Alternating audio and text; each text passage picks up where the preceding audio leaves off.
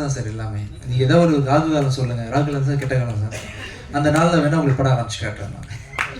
ராகு காலத்தை யூஸ் பண்ணுறேன், நீங்கள் டைம் சொல்லுங்க, உங்களுக்கு தான் வந்து பண்ணி காட்டுறேன். விஜயாண்டனி சார். எஸ் யமகண்டம் சூப்பர் சார். சார் நீங்கள் தான் சாட்சி, ராகு காலம் யமகண்டம் அது என் டைட்டில் சார். தயாரிப்பு சார்பா நீங்கள் வேறு யாரையும் வைக்க விடாதீங்க ப்ளீஸ். சீக்கிரம் அப்ளிகேஷன் கொடுத்துருங்க, ரெஜிஸ்டர் பண்ணி கொடுத்துருங்க. தயவு செஞ்சு அது சொந்த படமாக எடுங்க சார். 10 நிமிஷம் இருந்தா இன்னும் பல டைட்டில் வரும் போல இருக்கு சார். கண்டிப்பா 10 நிமிஷத்துல இன்னும் பல டைட்டில் வரும் சார். எடுத்து கொடுங்க ப்ளீஸ் சார். ஆண்டிங்க சார்,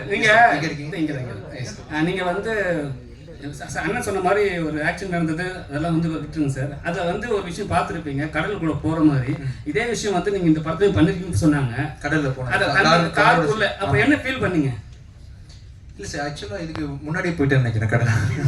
முதல்ல இந்த இதோட போனேன், அப்புறம் தான் நேச்சுரல் உண்மையாகவே கடலில் போனேன். ஒன்றும் இல்லை சார், ஆக்சுவலாக சுற்றி ஒரு டீமே இருக்கிறாங்க. சினிமா எடுக்கும்போது சினிமாவில் உள்ள ஹீரோஸோட வாழ்க்கை வந்து ரொம்ப சூப்பரான வாழ்க்கை சார். ஆக்சுவலாக வந்து காலையில் 5 மணிக்கு ப்ரொடியூசர் கார் வச்சு கொடுத்துருவாரு, காலையில் வந்தாலும் சாப்பாடு போட்டுருவாங்க, பத்திரமா பார்த்துப்பாங்க, ராஜா மாதிரி பார்த்துப்பாங்க. அப்படின்றதுனால எந்த ஒரு ப்ளஸ் வந்து எனி ரிஸ்க்குன்னு பார்த்தீங்கன்னா வேற எந்த துறையிலேருந்து நான் அந்த கடலில் விழுந்திருந்தா கூட நான் உண்மையிலே போயிருப்பேன். ஆக்சுவலாக சினிமான்றதுனால உள்ள டெக்னீஷியன் டக்குன்னு குடிச்சு காப்பாற்றுறதுன்னு சொல்லிட்டு பெப்சி தொழிலாளிகள் அதுன்னு சொல்லிட்டு போல பார்த்துப்பாங்க எல்லா ஹீரோஸையும். ஸோ அது எப்போவுமே ஒரு பயம் இல்லாமல் தான் எல்லா விஷயத்தையும் ஃபைட்டில் சீனில் கூட பார்த்தீங்கன்னா ரோப்பில் தூக்க விட்டாங்க, எதுவாக இருந்தாலும் பயம் இல்லாமல் அணுகிறேன். ஒன்றும் நடக்கலை சோஃபார், நடந்ததும் பெரிய விஷயமா படல. இது நல்லா பார்த்துப்பாங்க, நாங்கள் பார்த்துப்போம், ப்ரொடியூசர்ஸ் பார்த்துக்கிறாங்களோ ஹீரோஸ் பார்த்துப்போம். ஓகே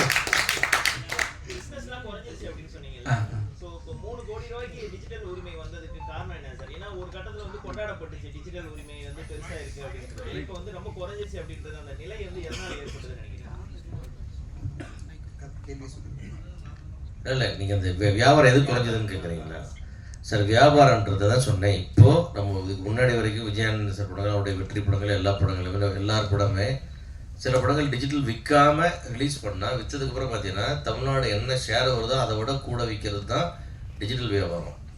இன்றைக்கி ஒரு படம் 19 கோடி ஆல்மோஸ்ட் 20 கோடி ஷேர் வந்த படம் 2.25 கோடி டிஜிட்டல் விற்கிதுன்னா அதுதான் அந்த டிஃப்ரென்ஸ், இந்த பர்சன்டேஜ் பார்த்துங்கன்னு சொன்னேன். ஆனால் அதே மாதிரி இப்போது கார்டன் 19 ரூபா பண்ணிச்சு, மகாராஜா 25 ரூபா படிச்சு சந்தோஷப்படுறாங்க, கிடையவே கிடையாது. அதெல்லாம் அது ஒரு 40 இது ஒரு 70 கோடி பண்ண வேண்டிய படம். அவ்வளோ ஸ்டாண்டர்ட் இருக்குது படத்தில், அவ்வளோ குவாலிட்டி இருக்குது. பார்த்து அத்தனை பேருமே நல்லாகுன்னு சொன்ன படம் இவ்வளோ தான் வசூல் பண்ணால் அப்புறம் மீதி வசூல் எங்கே போச்சு? ஏன் வர்றதில்லை ஆடியன்ஸ்? இங்கே ஆடியன்ஸ் வர வைக்கிறக்கான முயற்சிக்காக தான் நான் சொன்னேன். டிஜிட்டல் ரைஸ் வந்து ஒரு 5ல் 1 மடங்குக்கு கீழே போயிடுச்சு. அந்த அந்த டிஃப்ரென்ஸை யார் மேட்ச் பண்ணுறாங்க? ப்ரொடியூசர் ஒரு ஆள் தான் தூக்கிட்டு சுற்றுறாங்க, அதுக்காக யாருமே 100 ரூபா குறைச்சிக்க ரெடியாக இல்லை.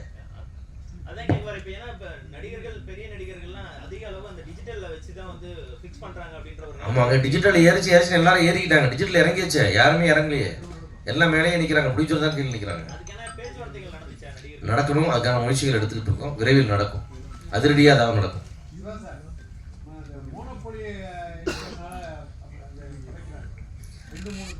ஆமாம் சார், மோனோபொலி தான் இருக்குது. அந்த மோனோபொலி தானே ஏற்றுனா, வேறு யாரும் ரேட்டை ஏற்றலையே. அந்த மோனோபொலி இருக்கிற வந்து உங்களுக்கு அமேசான், நெட்ஃப்ளிக்ஸ் வந்து தான் இந்த ரேட்லாம் ஏறிச்சு, மார்க்கெட் ஏறிச்சு. மீதி சேனல்ஸ்லாம் கூடவே வந்தாங்க. பட் ஹையஸ்ட் ப்ரைஸ் பெரிய பெரிய மெகா படங்களை வாங்கினது அவங்க தான் வாங்கினாங்க. இன்றைக்கி அவங்க நான் வாங்கலேன்னு ரிவர்ஸ் பண்ணிட்டு அவங்க ரைட்ஸ் வாங்க மாட்டான்னு சொல்கிறது. பட் வாங்க மாட்டேன்னு சொல்கிறது, பட் நாம தயாராகணும்ல, அதுக்கு நம்ம இண்டஸ்ட்ரி தயார்படுத்தணும். 2019 என்ன இண்டஸ்ட்ரி இருந்தோ திருப்பி ரிவைவ் பண்ணி அங்கே கொண்டு வந்து அந்த ஸ்ட்ரக்சரை கொண்டாந்தீங்கன்னா தான் சினிமா எடுக்க முடியும்.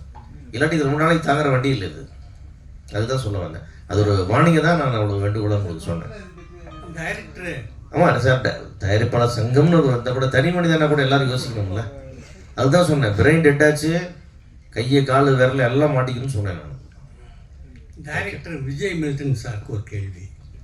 மழை பிடிக்காத மனிதன் சொல்லி கவித்துவமான ஒரு தலைப்பு வச்சுருக்கீங்க. பொதுவாக அதில் 3 கேரக்டர் வருது.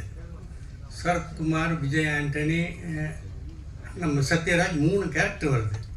பொதுவாக அந்த மழை பிடிக்காத மனிதர்களை வந்து இந்த போபியான்னு சொல்லுவாங்க, ஓம்புரோபோபியான்னு சொல்லுவாங்க, பயம் கொடுத்து அதுக்குன்னு ஒரு இது இருக்குது.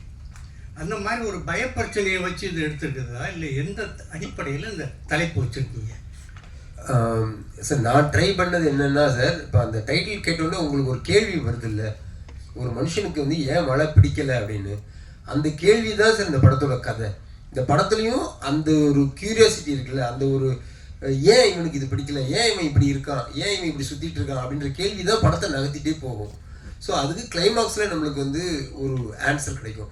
இதனால தான் அவனுக்கு ஒரு மழை நாளில் நடந்த ஏதோ ஒரு சம்பவம், அந்த சம்பவம் என்னன்றது முழு விவரம் கூட நான் சொல்லலை.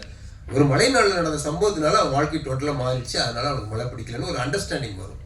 விஜய் சார் இந்த படத்தில் விஜயகாந்த் சார் நடிக்க ரொம்ப ட்ரை பண்ணீங்க, நிறைய போராடினீங்க, ஏன் நடிக்கல?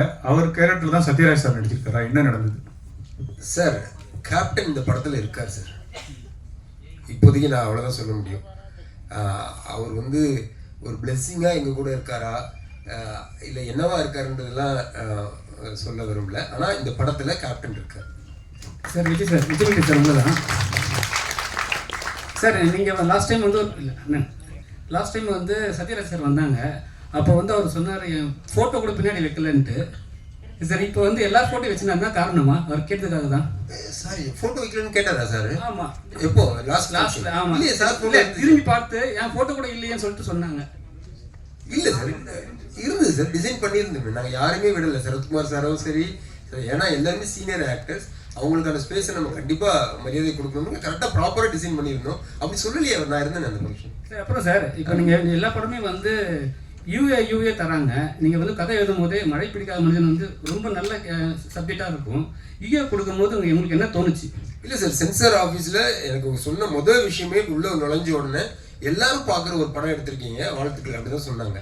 சொல்லிட்டு ஏன் யூஏ கொடுக்குறோம் அப்படின்னா, ஒரு அடிதடி இருந்தாலே யூஏ தான்.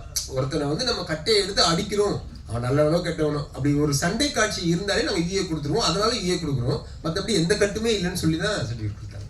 Thank you sir. நன்றி. இப்போது நன்றியுரை வழங்க இன்ஃபினிட்டி